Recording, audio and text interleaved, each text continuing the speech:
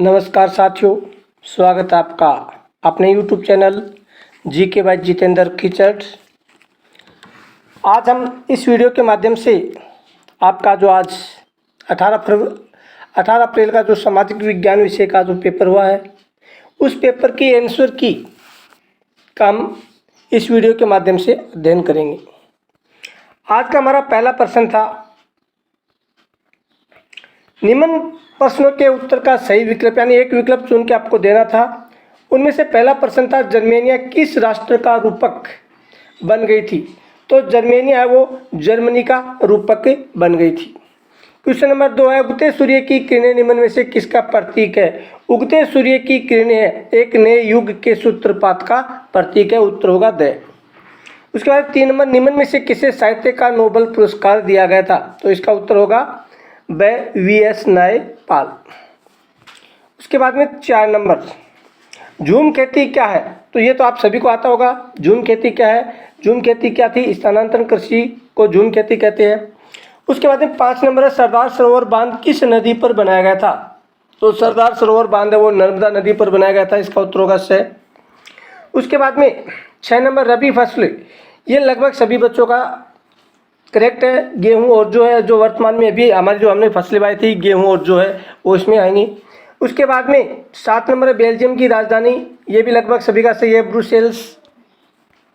उसके बाद में 8 नंबर, निम्न में से कौन सा विषय संविधान में शक्ति वितरण की किसी भी सूची में नहीं है? यानी जो 3 सूची है उनमें से कौन सा विषय किसी भी सूची में नहीं है? कंप्यूटर सॉफ्टवेयर है वो किसी भी सूची में नहीं है।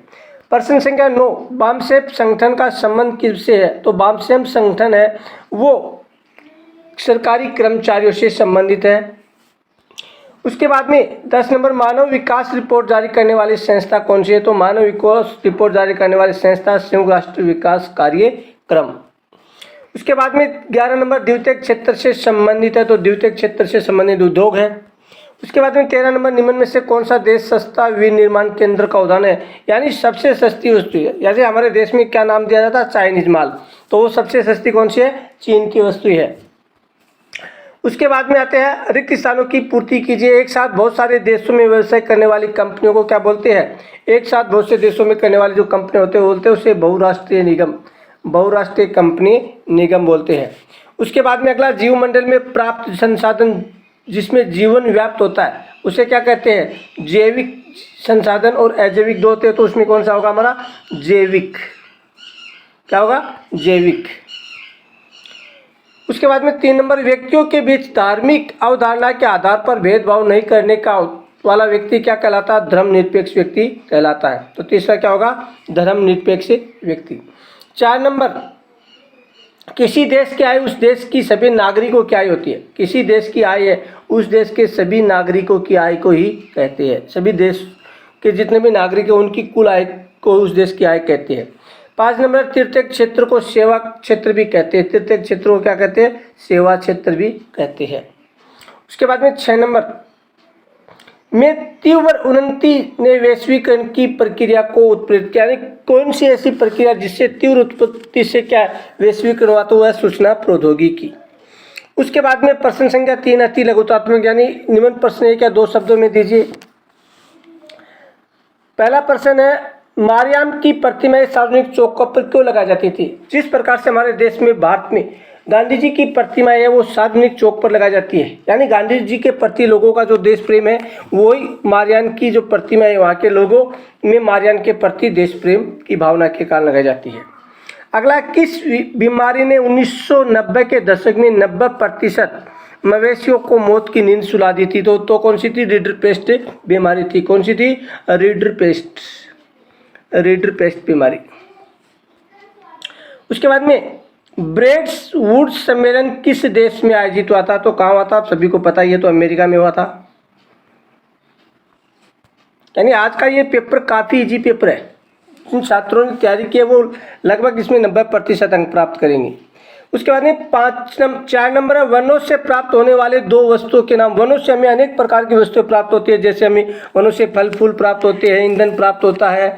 इस प्रकार से जो भी वस्तु है आपको 2 वस्तुओं के नाम इसमें लिखने हैं। उसके बाद में 6 नंबर टांका क्या है? पश्चिमी राजस्थान में वर्षा के जल को इकट्ठा करने के लिए भूमिगत जो हौज बनाया जाता है उसको क्या बोलते हैं? टांका बोलते हैं। उसके बाद में 6 नंबर, भारत में उगाई जाने वाली 2 रेशेदार फसलें कौन सी है? जैसे कपास और जूट। कपास है और जूट है, ये हमारी रेशेदार फसलें हैं जिसे रेशा प्राप्त कर ले। उसके बाद में श्रीलंका स्वतंत्र राष्ट्र कब बना था? जब भारत स्वतंत्र हुआ 1947 में, उसके 1 वर्ष बाद 1948 में श्रीलंका भी स्वतंत्र हो गया था। उसके बाद में भारतीय संविधान में हिंदी के अलावा कितनी भाषाओं को अनुसूचित भाषा का दर्जा दिया गया? भारत में कुल टोटल कितनी भाषाओं को अनुसूचित भाषा का दर्जा दिया गया? 22 को। इसमें पूछा गया हिंदी के अलावा, तो 22 में से कम कर दो, 21 भाषाएं होंगी।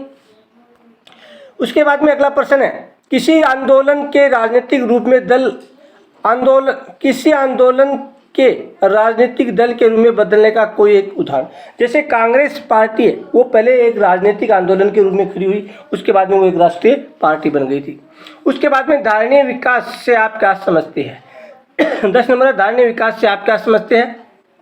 धारणीय विकास है कि वर्तमान में जो विकास की प्रक्रिया चल रही है वो प्रक्रिया हमारी आगे आने वाली जो भावी पीढ़ी है उसमें भी चलती रही। इस प्रकार से हमें विकास करना है, यानी संसाधनों का इस प्रकार से हमें उपयोग करना है कि आने वाली वो पीढ़ी है वो भी क्या है, उसको काम में ले सके। उसके बाद में 11 नंबर है, आपके अनुसार भारत के अधिकांश लोग कहाँ नियोजित है? ज़्यादातर भारत के लोग हैं वो कृषि क्षेत्र में नियोजित है। उसके बाद में 12 नंबर, रेनबैक्सी कंपनी का क्या उत्पादन करती है? रेनबैक्सी कंपनी है वो दवाइयों का उत्पादन करती है। उसके बाद में 2 नंबर के प्रश्न है, रूढ़िवादी क्या है? खेड़ा जिले के किसान किस कारण लगान चुकाने के हालात में नहीं थे? क्योंकि खेड़ा जिले में अकाल पड़ गया था, इसके कारण वो नहीं चुका सकते थे। आयात शुल्क क्या? बाहर से कोई भी वस्तु हम आयात करते हैं उस पर जो शुल्क लिया जाता है वो आयात शुल्क है। समुदाय द्वारा वन संरक्षण को संक्षिप्त में समझे, यानी किसी एक समुदाय, जैसे विश्नोई समुदाय हमारा, वो पर्यावरण सुरक्षा के लिए काफ़ी ही प्रसिद्ध है। उस प्रकार से किसी समुदाय के द्वारा वनों का संरक्षण करना ही क्या कहलाता है? समुदाय द्वारा वन संरक्षण।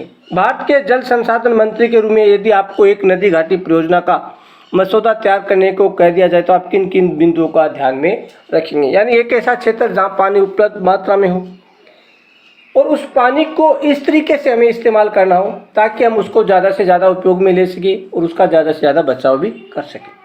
कार्बनिक कृषि की व्याख्या कीजिए। सतह की साझेदारी में नियंत्रण व संतुलन की व्यवस्था को संक्षिप्त में समझाइए थे। इस प्रकार ये 2 नंबर के प्रश्न है। जैसे प्राथमिक क्षेत्र की 2 गतिविधियों के उदाहरण, जैसे पशुपालन है, कृषि है। गैर नवीनीकरण साधन से आप क्या समझते हैं? ऐसे जो संसाधन जिसका एक बार उपयोग करने के बाद में उसको दोबारा काम में हम नहीं ले सकते, वो गैर नवीनीकरण साधन कहलाते हैं। स्वयं सहायता समूह के कोई 2 लाभ लिखिए। स्वयं सहायता समूह वो अपने स्तर पर अपने लिए कार्य करते हैं, इसलिए अच्छी तरीके से कार्य करेंगे। इस समूह के द्वारा कुछ लोग हैं जो निम्न स्तर के होने के बाद में भी अपना एक समूह बनाकर अपना कार्य कर सकते हैं। बहुराष्ट्रीय कंपनियां कैसे कार्य करती है? बहुराष्ट्रीय कंपनियां एक से ज़्यादा देशों में अपने व्यवसाय को फैलाकर वहाँ पर कार्य करती है। उसके बाद में खंड 6 में है, दीर्घ लघुत्रात्मक प्रश्न शब्द सीमा शो। अर्नेस्ट रेनन के अनुसार राष्ट्र क्या है? या इसका अथवा है उदारवादी राष्ट्रवाद की विशेषता लिखिए, या समाप्यता के आधार पर संसाधनों का वर्गीकरण कीजिए। मृदा अपरदन किसे कहते हैं? यानी मिट्टी के कटाव को मृदा अपरदन कहते हैं। इसके कारण और संरक्षण के उपाय। सामाजिक विभाजन के 3 आयाम या सामाजिक भेदभाव की उत्पत्ति को स्पष्ट कीजिए। उसके बाद में बैंकों से आपको कौन कौन सी सुविधाएं प्राप्त होती है? जैसे ऋण लेना, ऋण पैसे जमा करना, लोकर सुविधाएं है, ये हमें बैंकों से ही प्राप्त होती है। उसके बाद में खंड 10, असहयोग आंदोलन के दौरान शहरी गतिविधियाँ या महात्मा गांधी की अस्पृश्यता का उन्मूलन के क्या क्या कार्य किए। उसके बाद में 22 नंबर, धर्मनिरपेक्ष शासन के लिए भारतीय संविधान में कौन से प्रावधान किए गए? कोई 4 प्रावधान लिखिए। इसका अथवा भारत में महिलाओं की स्थिति अभी भी पुरुषों से काफ़ी पीछे है, कोई 4 कारण लिखिए। प्रश्न संख्या 23 है, भारत के मानचित्र में निम्न स्थान अंकित कीजिए। जैसे अजमेर है, अजमेर राजस्थान में है, गया बिहार में है, दुर्ग है, नेलोर है। ये सभी आपको जो हमारा मानचित्र वाला वीडियो हमने डाला था उसको एक बार फिर से देखिए, आपको उसमें ये 4 स्थान आपको मिल जाएंगे। इसके अलावा नरोरा है, रावतबाटा है, तारापुर है, कलपक्कम है। इनमें से ये जो 8 नाम दिए गए वो आपको मानचित्र वाला जो वीडियो है उसमें आपको मिल जाएंगे, जिसकी लिंक आपको डिस्क्रिप्शन बॉक्स में मिल जाएगी। इसी के साथ हमारा वीडियो यहीं समाप्त होता है। इसी के साथ जय हिंद, जय भारत, जय जय राजस्थान।